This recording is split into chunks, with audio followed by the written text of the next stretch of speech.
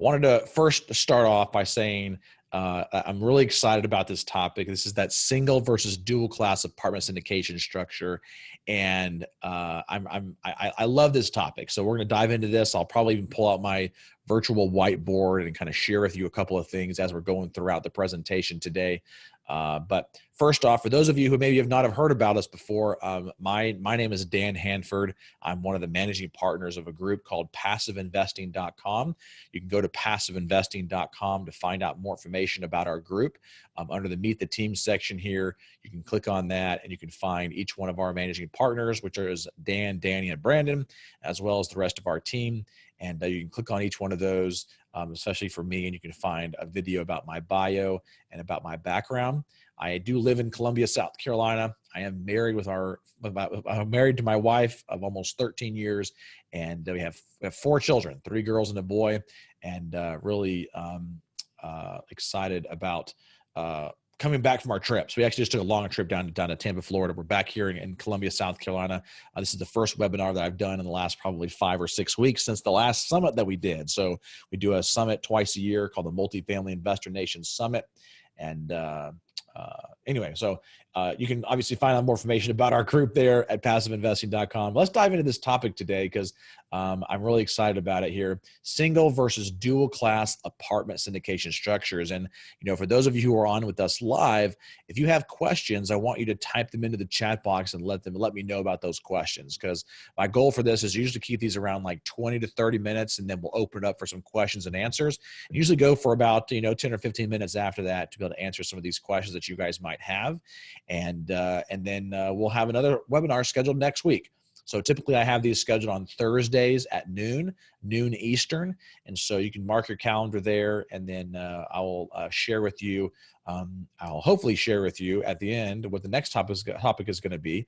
I'm not sure if we actually have all the topics yet for the next week. So I know we had gotten a little behind on structuring out those topics for the rest of the next few months, but we usually have a content calendar that goes out by a couple of months. So hopefully we'll have some topic available for you before we finish up today. So first off, let's talk about what I mean by single versus dual class apartment syndication structures, because these we're talking about maybe a deal that has for the investors, there's 2 different types of investments or classes that they can invest in. We'll say like maybe a class A investment, not a class A asset class, right? That's not what we're talking about. We're talking about the type of shares, okay?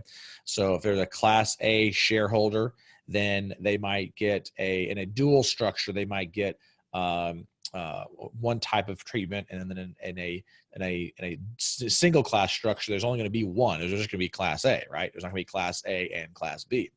And so a lot of this has to do with the capital stack itself.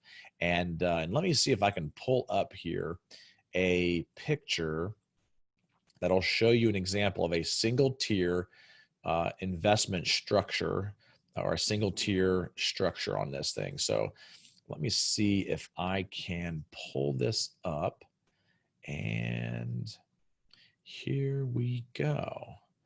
All right.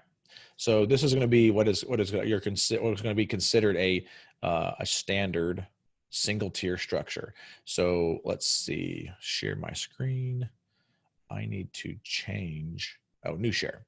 There we go.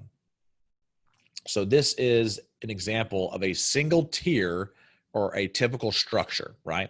So this is a basic structure. Let me just explain this first. So first off, you have your senior debt at the bottom, and capital stacks are always built from the bottom, right? So you've never seen a building built from the top down. It's always from the bottom up. And you've never played with Legos and built the Legos from the Lego stack from the top down. So just think about that. A capital stack is always built from the bottom up, right? And so in these types of investments with multifamily, no matter what the size, usually that senior debt is at the bottom. So if you're using any type of loan or lender or bank or anything like that, you're going to get that senior debt, and that's going to be at the bottom of the capital stack. And then next to that might be some sort of optional debt, like a mezzanine debt, things like that. We're not going to get into that today. But then there's going to be your preferred equity and then your common equity. Now, the structures that we're going to talk about today are going to have the single tier is only going to have two of these, right? You're going to have your senior debt and then your common equity. Now, your common equity will be split between your limited partners or your investors and you as the operator as the GP. So you'll have two different levels there of common equity. Now, when it comes to the dual structure, you're going to have three levels. So you're going to have that senior debt, and then you're going to have that preferred equity piece, which is going to be one of the classes for your investors. And then you're going to have two levels of that common equity. You're going to have that Class B structure that's going to be for your limited partners, and Class C would actually be for you as the operator and the shares that you're going to actually hold in that asset. So that's what it looks like from that standpoint. Now, let me go back to this screen over here. So that's kind of the differences there. Let me see if I can find another illustration here of the single tier, so you can kind of see what that looks like. So let me change this again real quick. Go over here to photos. Oh no, that's the same one. So let me switch it out to the correct one. How about this one? There we go. All right, so this is another figure that explains to you about the capital stack and how it looks. And this is in the single tier structure. So if you want to get your phone out, take a picture of this, screenshot it, whatever you want to do, feel free to do that. But you're going to have your senior debt at the bottom, your common equity Class A. This is in your single tier structure. Those are going to be your passive investors. And then, of course, on top of that, it's going to be your common equity Class B. Now, something else I want to turn your attention to is on either side of this capital stack, you can see risk and priority, right? So let's talk about priority first. So as you go down the capital stack, you have a higher priority, right? And so the senior debt has higher priority to Class A, and then the Class A has a higher priority to Class B. And what that means is that when you go to make distributions, or when you go to distribute the cash flows off the property, the lender is going to get their payments first. Then you'll have left over to be able to give to the Class A's, right? So after all the expenses are paid, all of the other expenses, whatever's left over, you got to pay the debt first. Then you can pay Class A, and if there's anything left over, then you can pay Class B. So that's what that means by that priority, right? So the farther down you are in the capital stack, the higher your priority is.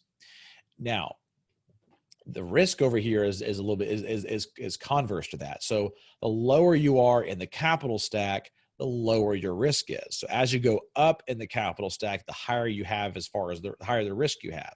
And so the highest risk in this deal is always going to be the operator in this common equity Class B. And even in the dual structure, it's going to be a common equity Class C, and it's still going to have the highest risk because they have the least amount of priority when it comes to payments. Or even when you sell the asset, they usually have the lowest priority. So that there is a higher risk that after you pay the senior debt and you pay off the Class A investors, that Class B might not have anything available into it. Okay. And so let's see, Brian's asking a question here. So does that mean that the Class B gets a higher rate of return? So good point there.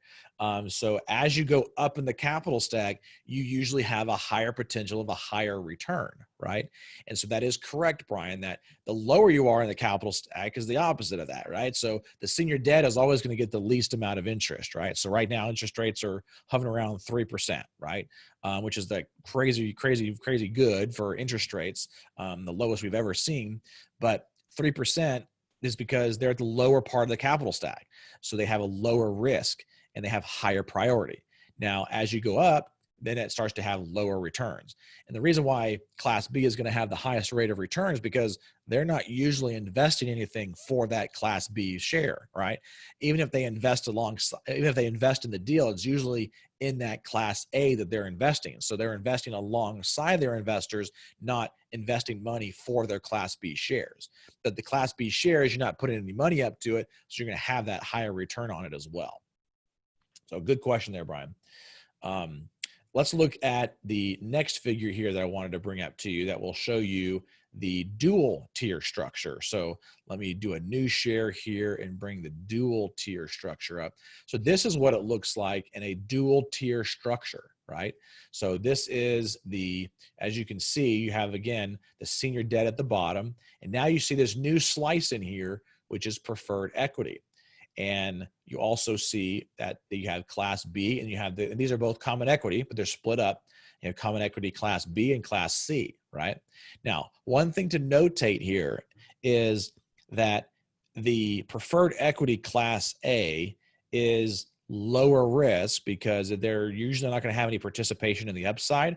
There's usually going to be a capping of their income or of their return. So in some deals that we've put together recently, we've actually capped it at 9% because they were Class A deals. So there were higher end, nicer properties just recently built. And so we did a preferred equity Class A structure on it where they got a lower overall return, but they got a higher cash on cash return and preferred return during the whole hold period.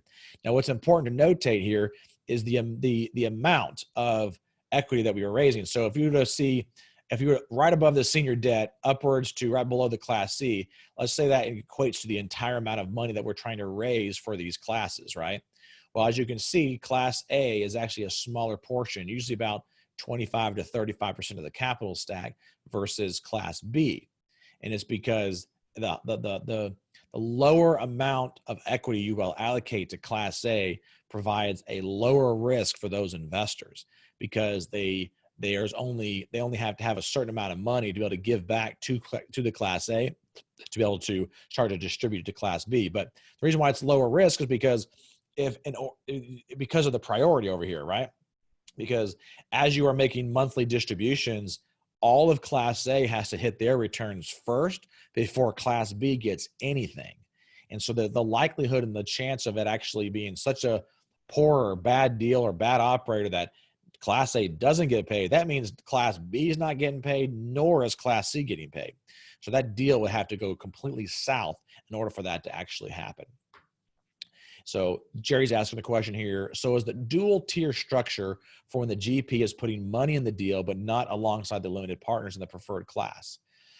Not necessarily. So the dual tier structure is really for a deal that has really good cash flows on it, but the overall return is a little bit lower. And so if you want to try to juice the returns for that Class B investor, you can pull off some of that return for those preferred equity providers, give a higher priority treatment to those Class A's to provide higher cash flows during the hold period, but it allows for you to have a higher return for the Class B investor. Now, it's whenever you're investing as the GP and putting your own money into the deal, you can choose whether you want to put it in Class A or Class B in this situation with this dual tier. It doesn't have to be in Class A or Class B specifically or exclusively. It could be in either one of those, right? And it would still be alongside those investors. Now, you might ask yourself, well, why would somebody want to invest in a preferred equity piece where they're capped at 9% versus putting it inside of Class B where they're going to have some opportunity to be able to grow that even higher than that? Well, it depends. So Class A is going to be somebody who wants really good cash flows. They want higher cash flows, and maybe they're retired and they want that extra income to be able to live off of, and they're willing to take that lower return to get that pretty much guaranteed, even though it's not a complete guarantee. Don't get me wrong there, it's not. But they want that extra guarantee. They want that extra assurance of getting that 9 or 10% extra return. And it's also good for somebody who has the ability to redeploy that capital quicker, because if you can actually redeploy that 9 or 10% of return back into another deal or back into some other investment to allow you to increase those returns, it provides a lower risk, and you can even get a higher return with that Class A because you're getting that money up front instead of waiting to go to get that money at the end to start to redeploy that capital. But you have to have a strategy to be able to redeploy that capital as well.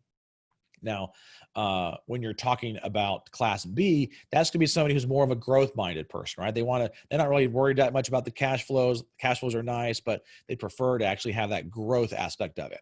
And then what we do with our group is we actually have what's called a blended approach, where they can put a portion of their investment in Class A and a portion of it in Class B. And then they have this kind of blended and diversified portfolio in the same asset, which is kind of nice. And quite a few investors do that as well. So let's see. Jamie's asking a question here. Are you able to do dual with either 506B or C filing, or is it required to do accredited investors only? You could do it with either one. So it's not related to whether or not it's a 506B or 506C registration. For those of you who aren't under, I don't know what that is. The SEC has two different types of exemptions available for us to sell these types of securities to investors, and it's a 506B as in Bravo or a 506C as in Charlie. And there's different requirements for each one of those. And if you go to our YouTube channel and you can search for, SEC securities or whatever, you'll find some videos on there about us talking about that in some of our prior videos. But good question there, Jamie, but it can be available for both 506B or 506C. Looks like there's another question here from Riaz. What website do you recommend to find off-market apartment or multifamily deals? So that's not really the topic of today, so I'm not going to get into that. But you can certainly search our YouTube channel and find some more videos on finding off-market deals. Michael has a question here. Does common in this context simply mean equity with no preferred return? And in this slide, does the Class C signify the sponsor or asset manager? So common equity is basically just saying that it's not, that there doesn't necessarily mean preferred or not. So in the Class A here that you see on the screen and the Class B, there's going to be a preferred return. Because the sponsor doesn't have a preferred return, Class C is not going to have that preferred return. Common equity just means that there's no preferential treatment on that particular one. So it's just a common equity. Now, when I say that, usually because there's a preferred return, there's usually obviously preferential treatment for that as well, because that usually before the operator gets paid, the Class B investor is going to get paid first, that preferred return, and then there's going to be the splits between the Class B and Class C. And it says, in this slide, does Class C signify the sponsor? Yes, that's correct. So in this slide, Class C is the sponsor and their GP share of the overall deal. Now, on the other one, it was going to be Class B because there was no preferred equity slice, and all of the Class A was for your limited partners. Let's see. What are the market rate Class A preferred returns? This is Ryan asking this. And Class B preferred returns right now. So typically in Class A, you're going to see 9 to 10%. I have seen it, depending on how it's structured, upwards to 11 or 12%. But for the most part, I've seen 9 to 10%. And then in the Class B preferred returns, it's usually going to be between about 7 and 8%. I've seen it as low as 6%. I've seen it upwards to about 8%. As that really, the 8% is kind of the top end of what I actually see in here as well. Let's see. Winston's asking, where would JV equity fall in the stack if available? So if you're doing a syndication and you have a JV equity slice coming in, most likely they're going to be in that preferred equity piece in a dual tier, or they might be still coming in as JV equity in a single tier with just Class A, where there's no preferred equity, but they might have some back end kickers or side letter agreements available when you actually exit the deal, where you actually pull off some of the profits off of the operator to be able to give that to that JV partner. So there's a couple of different nuances there when it comes to the JV equity splits as well. Let's see. Shaheen is asking, trying to determine if I should go with assisted living multifamily as my first project. What are your thoughts for Nova IID area? So I don't do a lot I don't do anything in assisted living, so I'm not the best one to answer that question, but I will tell you two things. So number one, I like multifamily a lot. I have pretty much all but one of my investments. I have 25 passive investments right now. All but one of them is in multifamily. And the other one is actually in a food hall in Nashville, Tennessee that's being developed right now. But multifamily is what I like to stay in. And assisted living is a different type of multifamily, but has to do with the elderly. And I don't know what's going to happen with COVID-19 with, a lot of these elderly populations being very close together. I'm kind of the belief that it's possible that might be disrupted a little bit because of some of the COVID-19 issues, but I don't know if I can really answer that question to the best of what you're looking for. So let's see. Brian's asking, so why is the rate on the Class B with higher risk lower than the preferred Class A? All right. So Brian, the preferred return is lower, but the overall return in Class B is higher. So even in Class A, that return is 9 to 10%. They're not going to get anything more than that. That's like they're capped at that 9 to 10%. Where in Class B, they're going to have that preferred return at 7, let's just say 7%, but they have the potential when they exit and sell that deal to get even higher than that, right? So they might get upwards like 15 to 20% overall annualized return in that Class B, whereas in Class A, they're not going to get that. The most that they can get is that 9 or 10%, and that's it. So that preferred equity person is giving up the risk in their deal of being in a higher priority position or in a lower position in the capital stack to be able to give up that upside, to be able to have the higher cash flows during the hold period. And then in Class B, they're going to have that potential of that kicker on the back end when you actually sell that asset. So even though the preferred return is lower, the overall return is actually much higher on Class B than it is with Class A. Christian is asking the question here, in a single class, can you do preferred equity as 506C and common equity as 506C? Or would you have to create separate funds specifically for non-accredited Regulation A, for example, and then the fund for 506B? I think you meant to ask, can you do preferred equity as 506C and then common equity as 506B? That's a great question. I would say no, you shouldn't do that. You would do either 506B for all of them or 506C for all of them. You would, in order to make that work, you would likely have to create a sub syndication underneath the current syndication, which would just, increase your costs on both sides, because you would have to have a sub syndication that you were specifically raising money for just that preferred equity slice. And it would be more expensive to administrate it that way and cost more money, and the returns would be overall lower as well. So I wouldn't suggest that. You also wouldn't want to do a Regulation A on these types of offerings, because you don't have enough time usually to be able to close a deal for as long for the time frame it takes to create a Regulation A. So in Regulation A, it usually takes about 4 to 6 months to get the regulation approved by the SEC in order for you to accept non-accredited funds from more than 35 non-accredited investors and be able to advertise the deal. So most people, or everyone pretty much, only does 506C or 506B in these types of investments, because Regulation A is too hard to get together. Now, if you're creating a fund for 506 for Regulation A, that's a little bit different. But you better have a good following and audience to be able to raise that money from, and have a track record of being able to perform on your assets before you try to do a 506 before you try to do a Regulation A. All right, let's see. I just graduated college, want to work for a firm or someone who invests in multifamily investments. Any suggestion on how I should get started? Start networking. You got to start networking right now because of COVID. There's not very many in-person events going on, but you can start networking and start joining a lot of these Facebook groups and LinkedIn groups, and networking with people and going to a lot of these virtual meetups to start to get in front of people to see where you can actually provide some benefit and provide some value to other people. The question coming in here, Brian's asking, so how would you structure this if you never intended to sell, but just refinance and cash out the investor so you can retain ownership of the asset long term? So you could still do that, Brian. You would have to put in like some hurdles in place where Class A, if you're able to in a capital event, in a refinance or a sale, but in your situation, let's talk about a refinance. If you were just to do a refinance, if you can give all the capital back to investors and achieve that return, then you can buy out, per se, your Class A investors. And you could do the same thing with Class B, but you'd have to have a hurdle in there where the investors, you had to give them all their investor money back plus a certain return up to that point, whether it be 15, 16, 70% or 12% or whatever it was. You have to have that in there, and then you can hold on to that, and then you can hold on to that note permanently. Let's see, another question coming in here from Joshua. Are there financing options available for a loan if I'm only going to be a passive investor in a syndicated deal? I would not be getting equity in the deal, simply offering private money.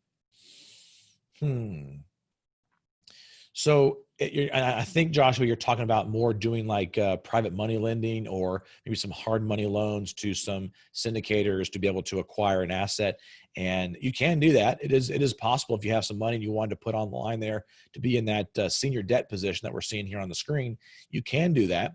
I don't see that happening very often, because usually that debt is usually a little bit too expensive for these syndicators to be able to make it work, especially when you're going to probably only want to put up about 65 to 70% loan to value as a hard money lender, because you're going to be lending on the asset, not necessarily on the borrower.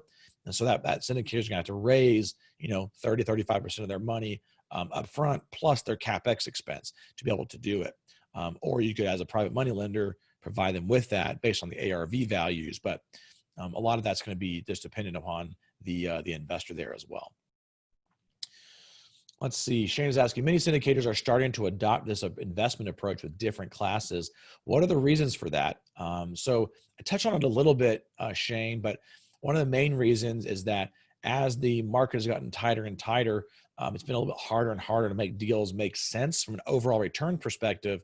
And so if you can split this up, if you have enough cash flow in the deal, you can split this up, and it allows you to be able to provide two different types of investors options, right? So they can choose to either have the high cash flows in Class A as a preferred equity investor, or they can choose to have more growth in Class B. When you have that Class A slice in there as that preferred equity, you actually have the ability to increase the returns for Class B. So I'll give you an example. We just closed a deal in May of this year, May of 2020, and we originally underwrote the deal, and the Class B return IRR perspective on a 7-year hold was only about 10%. Okay. So we knew that our investors wanted to see more than that. And so we added the dual tiered structure, and it allowed us to be able to take away some of the return from Class A and give it to Class B. And so it was able to increase that return to around 13%. So it increased the returns for Class B because we took away the participation in the upside from Class A. And so because of that, it allowed us to meet the appetite for both of those investors. Now, that was a unique deal. It was also a Class A asset. So it was built in 2014, put online in 15. So we obviously are going to already have lower returns because it is a higher quality property, which provides lower returns anyway. So we had to do something to be able to make it appealing to both types of our investors. Tom is asking a question here. Can you provide an example of a typical investment, Class A, B, C breakdowns, and how payments and percentages would work out for the various classes? I don't have that prepared right now, Tom. It's a good question. If I can put something together before Melissa sends it out, the recording, I'll try to do that so you can kind of see how it all works. But it's pretty straightforward. If you wanted to put it together yourself inside of your underwriting, you can actually there's usually in underwriting templates, there are areas where you can put in a mezzanine debt provider. And that's really what this preferred equity is acting like. It's acting like debt, but it's really not. It's still classified as equity because they actually have an ownership stake in the deal. But you can put that amount that you want to, you could put the amount into the mezzanine debt section to allow you to be able to set the interest rate on it to 9 or 10% to see what it would actually do. You just have to make sure that you're paying that back as well at the end of the deal when it goes full cycle, and it can help you kind of break down what those payments and percentages would look like as well. What advice do you have for a new investor looking to house hack a 4-unit building by December 2020? Well, you got to start networking. You got to start,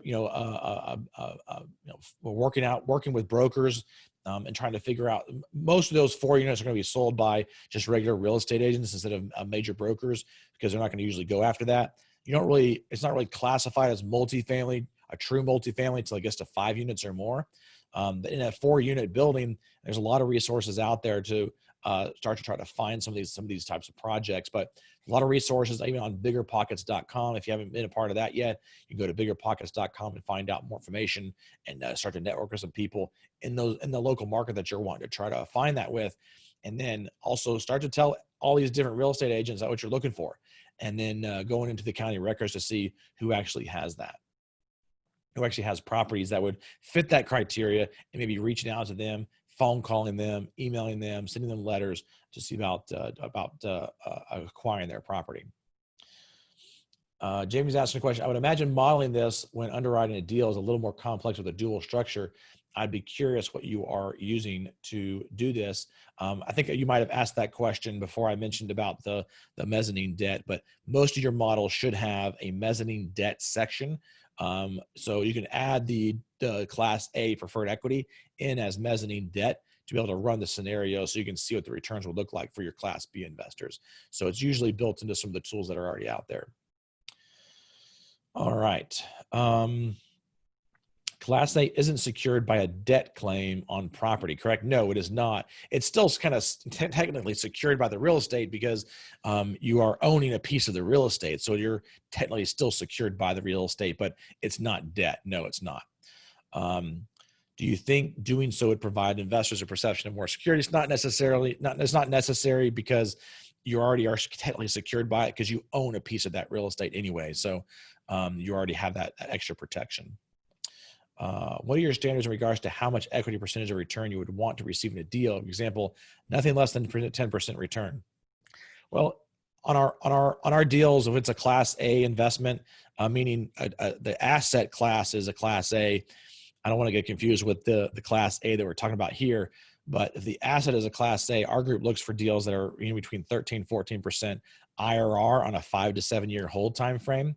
And if it's a Class B deal, we only look for Class B plus with value add, usually $4,000 to $6,000 in renovations. We're going to be looking for anywhere between about a 15 to 16% IRR on a 3 to 5 year hold time frame. So that's really kind of what we're looking for as far as our criteria when it comes to the types of returns we're looking for. But as far as the amount of equity, it doesn't really matter the amount of equity. I mean, obviously, we don't right now feel like we can raise more than about $20 million for one of our projects. We might be able to do that, but right now we're kind of at that $20 million mark. So we're looking at deals that are below 20 million in equity, but minimum 20 million in acquisition, upwards to about 75 million in acquisition. Jacob is asking, with the mezzanine debt, is the return guaranteed? Well, I mean, even the senior debt holder, the return, I guess technically is not guaranteed, but when you're in a mezzanine debt position or a preferred equity position, or even as a senior debt position, because it is in those priority positions, it is as close to a guarantee as you're going to get. And so those returns are pretty much guaranteed, but technically they're not because you can't really guarantee that. Can you expand a bit on the term or concept of senior debt? So senior debt is really just the primary lender on the property. So even on your house that you have right now, if you own your own house, let's say you bought a house that's $500,000 and you put $300,000 on it from a local bank, your senior debt would be that local bank. Now, if you wanted to put on a HELOC, a home equity line of credit, or some sort of a secondary loan or supplemental loan on that property, that would not be senior debt, right? That would be a secondary debt holder. So it'd be a junior debt, is what they would call it. It's a junior debt instrument. That's kind of the main differences, what actually a senior debt is. Sean's asking the question here, what is the one question that new multifamily real estate investors never ask you, but should be asking you? Well, I would say it's something that might ruffle some feathers, but I'll mention it here since you asked it, Sean. I don't prefer part-time syndicators, meaning somebody who's trying to hold on a W-2 and then treat this business as a nights and a weekends gig. Because to me, I know a lot of my investors, and they work really hard for their money, and they want full-time efforts monitoring their money. Now, that doesn't mean you can't work a 9-to-5 job and still get into the space, but you have to do it a little bit differently. So I suggest in the beginning, if you're still working a 9-to-5 job, you should be partnering with another group to build your track record, build your credibility before you start to do a deal on your own. And when you do your deal on your own, you should be full-time in the business, not part-time. Jeff's asking, what delinquency rate of rent collection are you seeing due to COVID-19, and where do you see it going forward? So right now, all of our across our assets, we usually have about a 98 to 99% collection rate, even before COVID. But during COVID, it's dropped between about 1 to 3%, depending on the asset. And so right now, a lot of it's going to be moving forward. It's going to depend on what happens with the furtherance of the unemployment benefits from the federal government. So I think from an investor's perspective, it's a good thing, but from an overall economic standpoint, I'm torn because I don't feel like it's good long-term to do that, because I already have people right now that work for me, and one of my other businesses that are asking me to fire them so they can get paid more money to stay at home and do nothing. And when people get paid more money to stay at home and do nothing, then actually go find a job and earn more money, that's when you start to have issues in the world and the economy. So I hope that doesn't actually happen. But a lot of that, it's going to depend moving forward into the future. Do you currently have any performance hurdles in your Class B shares? Yes, Ryan, we do. So we have a performance hurdle that is usually around the originally projected return. So if we have a deal that originally was projected to be a 15% IRR on a 5-year hold, well, we have a performance hurdle where if we can get above that 15%, the equity splits from our normal 70-30% to 50-50%. So 70-30, meaning 70% of the limited partners or the investors, 30% to the sponsor. And so once we hit that performance hurdle, it'll change the splits to 50-50 to incentivize the operator to be able to outperform the property. Let me go back to my questions list here, because I know I'm answering a bunch of questions here, but I want to make sure I answered the questions that we had originally posed on the original. Let me see. Here it is. I don't see the screen on my, that is so weird. Oh, there it is. Here's my screen. It was hidden in the other Windows one. So why would you do? Which one is better for the syndicator? Which one is better for the passive investor? So I kind of already talked about it from the passive investor's perspective, which one was better, because it just depends on what you're looking for, whether it be cash flow or growth, or maybe even a blended approach. From the syndicator, the single tier structure is actually better for you if you're talking about better being having more money in your pocket at the end of the day, because you're going to be giving up more of the cash flows up front. So your 70-30 split on the cash flow is going to be a little bit less. And so that's going to eat into some of your profits, but not significantly to make a major difference. But it is better for you to be in a single tier structure. But I say better, but if you can't get a deal done because the numbers don't make sense in a single tier, then it's technically not better for you, because it'd be better for you to do the dual tier to be able to get the deal done so that your investors will want to invest in it, right? So it just depends on how you look at it when it comes to those two different types of structures. All right, so I got 2 more questions here. I'll take these last 2 questions and then we'll wrap it up for the day, and we'll go from there. Let me see if we have the next topic already ready up in here. Oh, not yet. I don't even know if we have the next topic for next week, so I don't even know. All right, Rashawn, what are your thoughts on the real estate market in California? Are we going to see a price drop early next year? I don't invest in California, so I'm probably not the best person to ask that. So I would say that you're going to, in California, one of the main reasons why I don't invest there is because, for one, there's not very good landlord-tenant laws, and there's also what does it call it? Rent control. And so New York, I don't invest in. Most of the Northeast and then the West Coast, I don't invest in. So if I were you, I would look at markets outside of California to invest in, because that's where a lot of the money is going anyway. It's going outside of that. Jamie's asking, after doing both, which do you now prefer? Obviously, Jamie, I prefer the single class because it's easier to deal with, easier to set up. But I'm glad we did the other one, and I will still continue to do the other one. But if the deal makes sense to do single tier, then I would prefer to do single tier. It makes a lot of things easier from all different fronts. Let's see. When would you do an 80-20 structure versus the 70-30? Would it make sense to add dual levels to the 80-20? Yes, it still could make sense to do it to the 80-20 level, John. I prefer to only do a deal if I can do 70-30 splits. I might go down to 75-25, but I prefer to do 70-30 if I can. 80-20, you can still do it. You can do it 80-20, you can do it 90-10, 95-5, whatever structure you have, you could still do that kind of dual tiered structure with it, and it should work out just fine.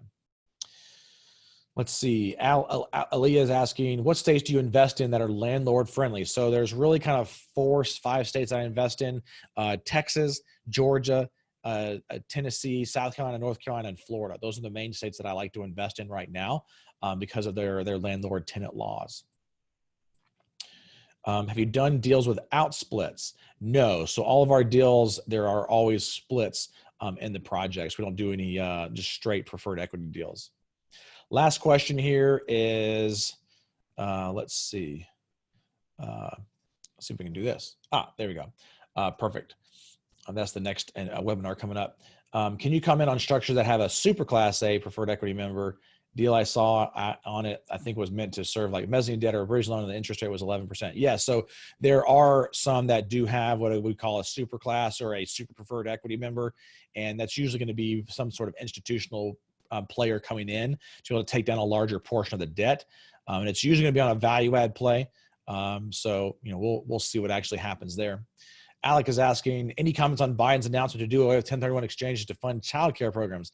I highly doubt that would actually happen. There's too many people in Congress that actually take advantage of 1031.